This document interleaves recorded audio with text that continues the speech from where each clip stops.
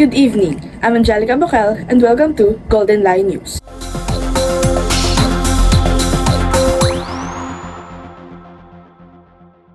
Tonight, we're focusing on an issue that affects us all, our planet. From rising temperatures to deforestation, environmental challenges are becoming increasingly urgent. The Earth's ecosystems are under pressure like never before. Rapid deforestation, escalating climate change, and pollution are wreaking havoc on the environment. According to recent studies, we are losing biodiversity at an alarming rate, with nearly 1 million species facing extinction due to human activity. But there's a silver lining. Awareness is growing, and people everywhere are coming together to fight for a more sustainable future. It's not too late to make a change, and every action, big or small, matters. The health of our planet has never been in more jeopardy. Rising global temperatures, increasing air pollution, deforestation, urbanization, and waste accumulation are just a few of the critical issues we face. According to recent reports, the planet's biodiversity is in decline, with species going extinct at an unprecedented rate. Yet, it's not all bad news. Environmental awareness is growing, and positive action is being taken around the world to create a more sustainable future.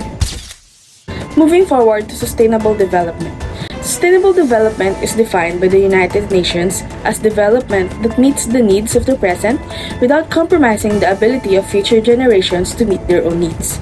It's about finding a balance between economic growth, social inclusion, and environmental protection. From reducing poverty to improving healthcare, promoting gender equality, and addressing climate change, the goal is to create a world where people can thrive while the planet's resources remain abundant for future generations. But what does this look like in practice? How are countries and businesses turning these goals into reality? Let's take a closer look. In Scandinavia, countries like Sweden and Denmark are leading the charge with investments in clean energy, carbon-neutral cities, and a circular economy. In Asia, nations are finding ways to lift millions out of poverty while also reducing their carbon footprints. In Africa, small-scale renewable energy projects are providing electricity to rural areas, empowering women and children with access to education, and fostering new business opportunities. Despite these successes, challenges remain. The global economic system is still heavily reliant on fossil fuels, wealth inequality continues to grow, and biodiversity is under threat. To reach the SDGs, more action and faster action is needed. Continuing, environmental degradation is the process by which the health of the environment is deteriorated due to human activities. This can include deforestation, soil erosion, air and water pollution, and climate change. Essentially, it's any action that reduces the planet's ability to support life, human, animal, and plant life alike. To help shed light on this issue, we are joined tonight by Maria Barbosa, an environmental scientist and advocate for sustainable practices. Thank you for being here, Maria. Thank you for having me, Miss Angelica. It's an important conversation to be having right now. Absolutely. Let's start with the basics. What are the causes of environmental degradation? We have the most common, and I know that anybody have an idea about it: pollution. We have water pollution that endangers marine life, which is caused by silt that is deposited and built up in riverbeds and ocean floors through soil erosion from deforestation. Air pollution that damages the quality of breathable air. So this is the smoke from the cars, like that, which can lead to respiratory diseases of people and even animals. And lastly is land pollution. It destroys the earth's land and contaminates soil. When you really think or observe about it, it's like a domino effect with one another. Next is population growth. The world population has grown, and as a result, the demand for food, water, energy, and even homes also increased. Extreme measures are considered to fulfill the population's needs, like clearing forests for residential, industrial, and even commercial needs.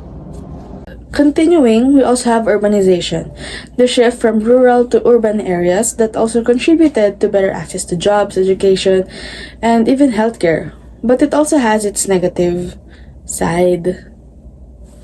Urban heat island is a phenomenon wherein a metropolitan area that is significantly warmer than the rural areas around it due to the heat and pollution brought by people, vehicles, and facilities. And lastly is industrialization.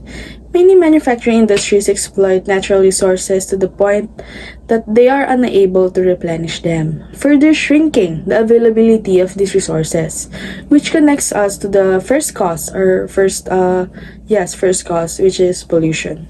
Wow, that was a lot. But on the other hand, what are the effects of environmental degradation? One of the most serious effects of environmental degradation is climate change. Activities such as deforestation, industrial emissions, and the burning of fossil fuels release greenhouse gases like carbon dioxide and methane into the atmosphere, which trap heat and cause global temperatures to rise. Environmental degradation is also a major driver of biodiversity loss, as ecosystems are destroyed or degraded by activities such as deforestation, pollution, and climate change. Many plant and animal species face extinction. Us humans, also me and you, are also receiving negative impacts of environmental degradation like skin cancer from too much exposure to the UV radiation due to the depletion of the ozone layer. Oh no! I really need to wear my sunscreen! Yes, we do! When it comes to laws, does Philippines have any laws that help protect our environment? Yes. Actually, we have a few.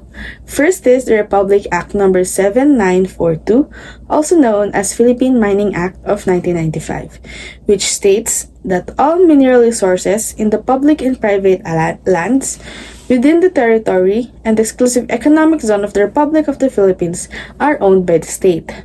Second is, we have the Republic Act No. 8749, also known as the Philippine Clean Air Act of 1999, which states that the state shall protect and advance the right of the people to a balanced and healthful ecology in accord with the rhythm and harmony of nature. And the most recent, Republic Act of 9512, or Republic Act 9512, also known as the National Environmental Awareness and Education Act of 2008, which requires different government agencies in the field of education to promote environmental awareness in the curriculum. So it means it involves educating children or students about environmental awareness. It really is a good thing that we have laws that requires us citizens to take good care of our environment, for our own sake as well. Now, internationally speaking, what are some international treaties in connection with environmental awareness? Yeah, we also have a few. First is the Montreal Protocol on Substances that Deplete the Ozone Layer, which is a global agreement to protect the Earth's ozone layer by phasing out the chemicals that deplete it. Followed by the UN Framework Convention on Climate Change, or UNFCCC, which sets out the basic legal framework and principles for international climate change cooperation with the aim of stabilizing atmospheric concentrations of greenhouse gases, or GHGs, to avoid dangerous anthropogenic interference with the climate system. Next is the Kyoto Protocol that was sponsored by UNFCCC, which commits to industrialized countries and economies in transition to reduce and limit greenhouse gases emissions in accordance with agreed individual targets. The convention itself only asks those countries to adopt policies and measures on mitigation and to report periodically. And lastly, the Paris Agreement, which is a legally binding international treaty on climate change. It was adopted by 196 parties at the UN Climate Change Conference, or COP21 in Paris, France, on last December 12, 2015. Its overarching goal is to hold the increase in the global average temperature to well below 2 degrees Celsius above pre-industrial levels and pursue efforts to limit the temperature increases to 1.5 degrees Celsius above pre-industrial levels. And that's all. So if you have any questions, you know how you can reach out to me. And thank you. Thank you so much, Maria, for sharing your insights tonight. It's clear that while environmental degradation is a serious and urgent issue, there are solutions within our reach. As we've seen, it will take all of us working together, from individual actions to global cooperation to protect the planet for future generations. That's all for tonight's special report. We encourage you to stay informed, take action, and be part of the movement towards a more sustainable world. Thank you for watching, and good night.